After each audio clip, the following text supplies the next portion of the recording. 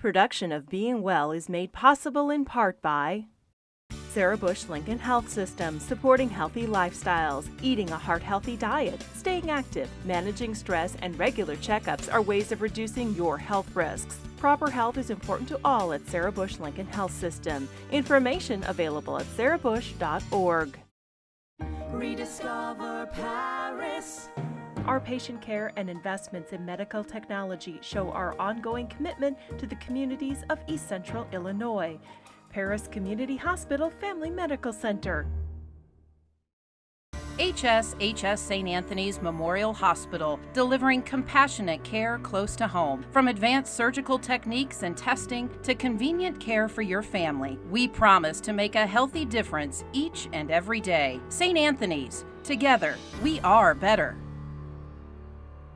Thank you for joining us for this episode of Being Well. I'm your host, Keanne Armstrong.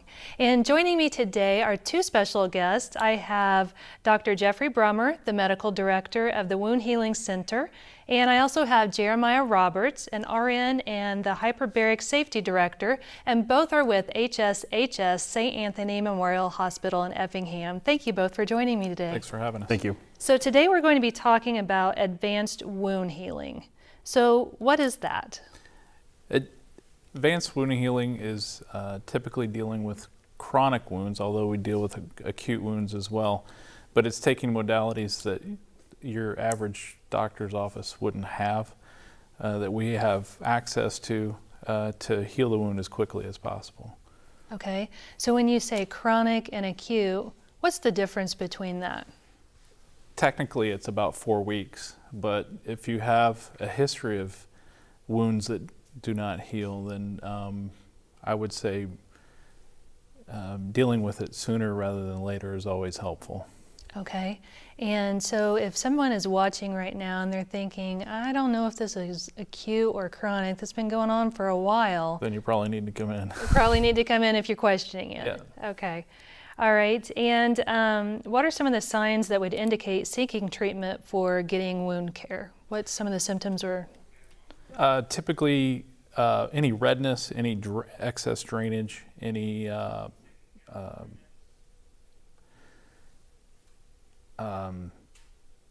What's the typical things that you see when you're treating somebody when they come in? They're saying, "Oh, I've got this wound," but then they should have recognized it earlier. What's happening? Well, we see all kinds of things, but most typical is that I've had this for 6 months and I didn't think it was anything big, and now it's worse and it's infected, and that's when that we typically see them. Okay, so red, maybe some infection showing, like some pus or different things like that. Pain is another one. Okay, all right. And what would cause such a wound? I mean, what are some of the different causes? Well, diabetes is number one for sure. Right. Any issues with your vascular, such as your veins and your arteries, can cause a wound not to heal. And any pressure is a big one as well for your quads and paraplegics that have to sit a lot or lay in bed a lot. Okay, and are these wounds, I mean, I guess if we're talking about diabetes, a lot of times I hear about the feet, the legs. What about other parts of the body? Do you treat chronic wounds on all parts of the body? Yeah, we typically see post-surgical wounds that don't heal correctly. We see burns. Typically first degree or second degree. Usually those are treated in the ER, and then the burns are treated in the ER, and then they come and see us afterwards for continued maintenance. And then anything I'm forgetting? Trauma. Okay, and you want to talk a little bit about that, Jeremiah? Anything that would be delayed. A normal injury to the body should heal properly in a short amount of time. That's when we come in. If it's it becomes a chronic wound that either it heals and it opens back up, or it gets to the point where it just won't heal at all, and then that's where we can intervene and to speed up that healing process on the trauma wounds. All right, and so is that when you say you're the director of the advanced wound healing? So advanced means that it's in the chronic stage. Is that where the advanced word is coming in? Advanced word is just the modalities that we use to heal it. Oh, okay. All right. And so speaking of that healing, what are some of the treatments that come into play? We use casting, for offloading. We use the Hyperbaric Chamber, Hyperbaric Oxygen Chamber for chronic wounds and bone infections, because we see a lot of bone infections with ulcers. Vascular, we refer to vascular a lot because a lot of people have underlying artery issues. And then we do a lot of compression, a lot of wraps. We use occupational therapy to help us with that as well for your wounds that are just too wet. And we use, usually they're typically vein-related issues, or they have lymphedema, which is just a chronic edematous state. Okay. And when you say casting, what comes to my mind is like when you break an arm and a cast. Is that the type of casting you're talking about, or is it different? Similar, yeah, to the feet. Okay. It's a contact cast that we can put on in probably 20 minutes. So is it give pressure, or what does it actually do? No, we don't want pressure. Okay. We just want to offload from the front of the foot typically to the back of the foot. It's just the way the cast works. Okay. All right. So outside of that, what is poor wound care in addition to good wound care? What should people be doing outside of what you're doing? It definitely depends on the type of the wound, because you always want to see what's the cause of this wound and what's affecting it, and you want to address those issues. So not addressing those issues is, I would say, poor wound care, whereas addressing the issues is good wound care. All right. And so poor wound care would be maybe not keeping it dry, or give me some examples. Well, I always like to describe wound healing as kind of an art of growing flowers in your garden or growing corn in the field. You have to have enough water, but not too much. So the water would be vein-related issues where you have too much water, and then the dry areas would be not enough blood flow to that area. Another aspect of it is pressure. And I always think of like a boulder in your middle of your garden. You can't grow anything underneath it. So you want to remove that pressure. So what does water do to it? Does it create like a bacteria or anything like that? There's usually bioburden on the wound itself. That in of itself is bacteria, but it a lot of times is not the cause of the infection per se.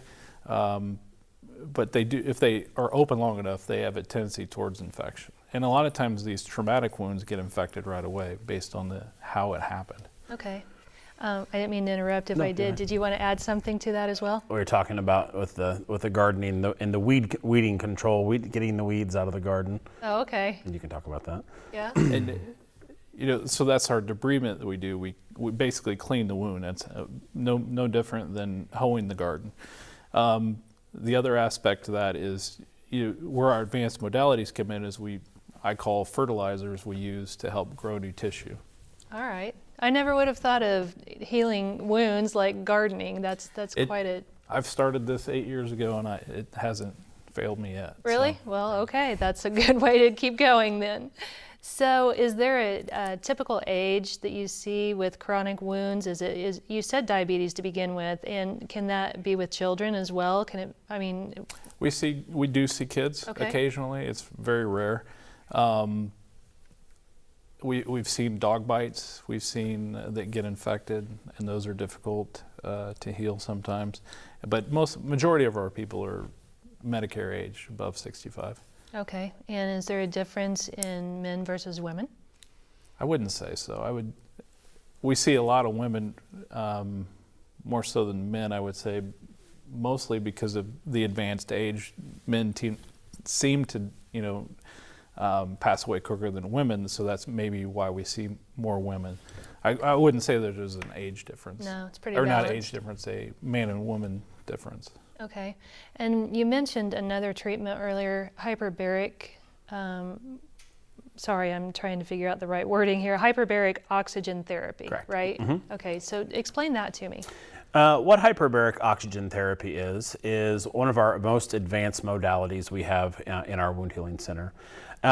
What it basically is we place patients full body into a clear 7-foot chamber that's approximately 3 feet in diameter.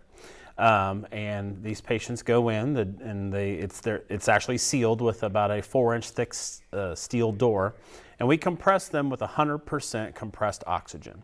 Now, all of us in this right now we're breathing 21% oxygen. That's all it's in our atmosphere. So we're increasing that oxygen percentage by 79%. So that's good. We need oxygen for our body to survive and to heal itself. Okay. So the patients that we treat typically have a hypoxic wound. So hypoxia is lack of or without oxygen. So without that oxygen to that cell, to around that wound, it won't heal. It won't heal properly, or it'll be a delayed healing to the point where it may become, the infection may take over to where an amputation may need to be performed to get rid of that infection. So we want to take care of that before that happens. So with hyperbaric oxygen, the patients are in the chamber for anywhere from 2 to 2.5 hours a day, Monday through Friday, so it's 5 days a week, anywhere from 8 to 12 weeks of therapy. And what's happening while they're in the hyperbaric chamber, we actually are compressing that oxygen. It's a gas law that affects any type of gas, carbon dioxide, nitrogen, anything that's in our atmosphere. And that gas is basically, when we pressurize it, it shrinks that gas bubble down about 20 times smaller than what we're breathing at normal we're considered sea level, but atmospheric pressure. So as they take a deep breath in, as they lay in there in the chamber and breathe, they're actually getting a higher concentration of oxygen at a compressed level. So what that happens, the wounds that we treat, like I said, are hypoxic. They're hypoxic because of the disease that's caused these wounds has shrunk the capillaries to the point where they don't get adequate blood flow. They may have great arterial flow. I use the foot for example because it's a common treatment. They may have good arterial flow down and good venous return back, but it's that highway between that has shrunk to the point where it doesn't allow adequate blood flow. So what we do, we shrink the oxygen down. The oxygen can actually be dissolved into the blood plasma, which is the water of the blood, and it can infuse that oxygen into the liquid form that can still pass through those atrophied areas.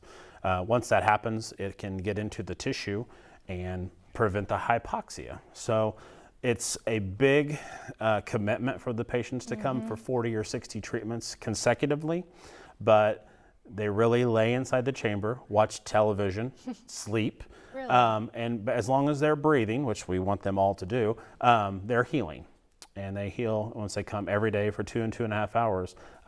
We're basically speeding up their healing process. So that's an amazing tool that you have to offer. Is this something that's offered everywhere, or is this something special that you have? In the last 10 years, hyperbaric oxygen has really expanded into the local communities.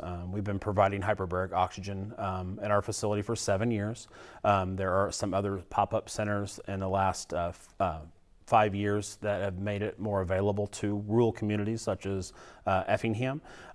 Before, you've seen it in St. Louis, Springfield, Chicago, some of the bigger cities, but we're able to, coming every single day, 2.5 hours a day is a big commitment. And if you have to drive one way for a treatment, you may have to move to have your therapy. So we've definitely benefited having this in our community. It's a good tool in our toolbox for chronic wounds, for sure. Yeah, absolutely. So when I think of being put in a chamber, it makes me a little bit like, ooh, I don't know if I want to be inside something like that. How do you deal with that and patients who might have some anxiety about that? Medication is probably our biggest help. Sometimes we give an anti-anxiety medication to patients prior to coming in, kind of lets them be relaxed. But really, we kind of set the mood. We have televisions, we have DVD players that they can kind of take their mind off that. And like I said, the chamber is clear. So once we dim the lights down, you kind of lose the effect of where the chamber starts and stops. And it really, I set right between 2 hyperbaric chambers. So they know I'm always have my eyes on them at all times. That really alleviates a lot of stress and anxiety. Some people just, they walk in, they see them, and they say, "No way, I'm not going in there." But to get into hyperbarics, you're in a pretty bad spot, and they really need this advanced wound healing. So they know they have to do it maybe to overcome some claustrophobia or some anxiety. And most of them, within a couple days, they say, piece of cake, no Yeah. problem. So. Oh, good. Now, are there side effects from the hyperbaric oxygen? We have a couple side effects. The number one side effect is middle ear barrel trauma, and basically that's from pressure related to the middle ear. If anyone's flown in the airplane before or drove through the mountains, when you change in atmospheric pressure, what happens is that middle ear is an air cavity, and it wants to be equal on the outside as it does the inside. So that increased pressure in the middle ear, if you have any type of station tube problems where that middle ear can drain, any problems with anatomy, or if you have chronic sinus problems or drainage, that pathway can be shrunk a little bit, and the only other way out is the eardrum, and that can become painful. Okay. We monitor our patients very closely in the first couple days, or every day, but especially the first couple days, to see how they'll adjust to that sudden change in pressure. If they do have any problems with ear pain, we stop them, take them out of the chamber, do an ear evaluation, and we'll send them to an ear, nose, and throat if there's any signs of trauma, or they feel that they should be pain-free when they're doing the hyperbarics. But they can put tubes in, just like they do kids with chronic ear infections, and that allows a passive movement from the middle ear to the outer ear, and they don't have that pressure on the eardrum anymore. So. All right. Okay. So let's get back to you, Dr. Brummer, for just a second. What got you interested in advanced wound healing? Well, I typically do family medicine in a typical day, but I got asked 8 years ago to do this. I had some training in residency, but I really got started about 8 years ago, and it just gives me something to hang my hat on. It gives me, because family medicine, you have to be kind of the juggler between multiple things, whereas this is more of I know this is the way it is, and it just makes me feel good. Yeah. I do it for fun on my days off. You do it for, okay. Do you have a patient or a story, something that has resonated with you over time, somebody that you treated that it just kind of sticks with you? Does anybody I have out? one in particular. He had a knee replacement, and the wound didn't close very well. He had a lot of infection, and he had bad arteries underneath there. And he had that, it replaced again, and the wound just wasn't closing. And I guess their 60th wedding anniversary was coming up, and we didn't have hyperbarics at that time, but he probably would have been in at that point. But we ended up closing the wound. It took a long time, but he did dance on his 60th wedding anniversary. So that was kind of my favorite. Yeah. Made the day special for him. Yep. Yeah. So before hyperbaric, what would you do for those severe cases? Well, if they really needed hyperbarics, we would send them to St. Louis or Springfield. But if we felt like we could treat it without hyperbarics, and we used a device called a wound vac, which is kind of like a small little vacuum cleaner that's hooked up to basically a hose to the wound, and it helps shrinks it down. What would be the first steps that they would take in order to get to yourself or well, they someone can self-refer if they're not getting anywhere. And do you happen to know I would call the main hospital there and ask for the wound healing center, and they'll get you right to us. Okay, so you don't need a referral. You don't need a referral. No. Okay, and for those who are probably questioning this, the hyperbaric chamber, is that something that's covered with insurance? Yes, we take care of all the pre-authorization or the Medicare guidelines or any private insurance guidelines. If anyone has any questions, they can always call and ask to speak with someone involving hyperbaric oxygen, and we can definitely find out if it's something that they have an indication for, or if it's an insurance question. We take care of all that as well. Okay, so what is some things that some folks could do? Maybe is there anything to prevent them getting to you if they do have a wound and they're thinking, what can I do about this? Is there anything at home that they can do for themselves, or with a wound or with no wound, preventing either way? The number one thing that we see is venous issues, and all the little ladies and men don't like to wear their compression stockings, and starting with that would be number one. Okay. And even if they do get a scratch or something like that, starting to wear your compression stockings again would be helpful in healing it. Quitting smoking would be another one. All right. And taking care of your blood sugars would be another one. And if you're diabetic, you should look at your feet every day. Those are the big ones. And if you have a mother or a grandmother in a nursing home, make sure that they move frequently. Yeah, that's another thing I was thinking about when you were talking about this, and remembering my mother taking care of my grandfather had a problem with his foot and having to, dress it daily and clean it daily and do different things like this. So what's some different ideas that you can give to family members who might be taking care of a loved one? As far as taking care of on a daily basis, home health helps a lot. And if they do qualify for it, that's the first thing because they're just used to taking care of stuff like that, so they know any warning signs. Taking care of yourself is another one, because you're family first, but you're also a caregiver, so you got to take care of yourself as well. You can get burnt out. So that's another reason why home health would be helpful. Okay, all right. And what resources are available out there for folks, either for the hyperbaric or what you treat as well? Our website, the St. Anthony Memorial Hospital website, has a page dedicated to wound care, has some frequently asked questions. The internet is a good tool, but unfortunately a lot of bad information is out there. So accredited sourcing from for medical advice, or just calling and can ask any of us at our center. We could get you the right information for sure. Okay, all right. Same for you? Just communicating with your primary and see if this is something that needs to be taken care of by us at the Advanced Wound Healing Center.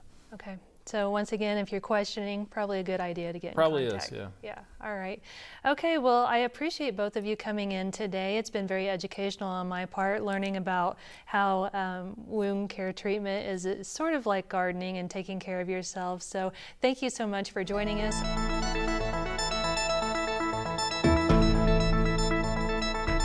Are you trying to lose weight but struggling to achieve your goals? Nutritionists say a good night's sleep might be the key. Kim Hutcherson has more. If you're looking to drop a few pounds, experts say getting enough sleep is the key to successful weight loss. The first reason may seem obvious. If you're asleep, then you're not eating a cheeseburger or ice cream. But there's more to it than that. According to studies, a lack of sleep can increase the hormone that stimulates appetite. That means people who haven't gotten enough Z's might feel more hunger than those who did. The National Sleep Foundation says most adults should get at least 7 hours of sleep a night, with some people needing as many as 9. Here are some tips from experts to help get a good night's rest. Get some exercise, but do it several hours before you go to bed so you have time to wind down. Avoid late-night cocktails. Alcohol can interfere with sleep patterns. And don't look at your electronic devices. The blue light they emit can affect your body clock. For today's Health Minute, I'm Kim Hutcherson. Production of Being Well is made possible in part by HSHS St. Anthony's Memorial Hospital, delivering compassionate care close to home. From advanced surgical techniques and testing to convenient care for your family, we promise to make a healthy difference each and every day. St. Anthony's, together, we are better. Sarah Bush Lincoln Health System, supporting healthy lifestyles, eating a heart-healthy diet, staying active, managing stress, and regular checkups are ways of reducing your health risks. Proper health is important to all at Sarah Bush Lincoln Health System. Information available at sarahbush.org.